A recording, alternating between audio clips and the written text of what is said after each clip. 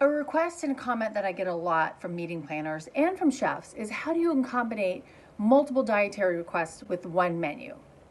And that is, it's a little bit challenging and it takes a little bit of forethought on it, but think about sorting your dietary requests by the need. Instead of the individual's name, sort them by the need. So you've clumped all the gluten-free people together, all the vegan people together, all the gluten-free, dairy-free people together.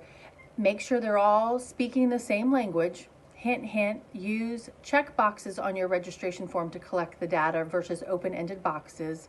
It helps you eliminate a lot of time. And then once you've got them sorted and filtered that way, then eliminate the individuals who have one-off allergies, like an escargot allergy or a pineapple allergy. You can easily eliminate that food from your entire menu, so you're not having to serve them a special plate or a personalized plate.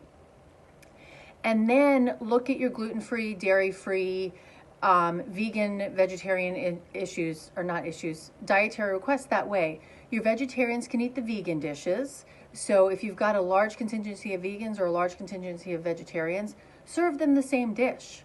Your individuals who are dairy-free and your individuals who are gluten-free and then gluten-free, dairy-free, they can all eat the same dish. So then you're narrowing that down as well.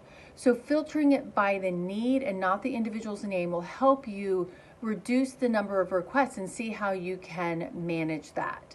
If you have any additional questions, feel free to reach out to me. I love figuring this out.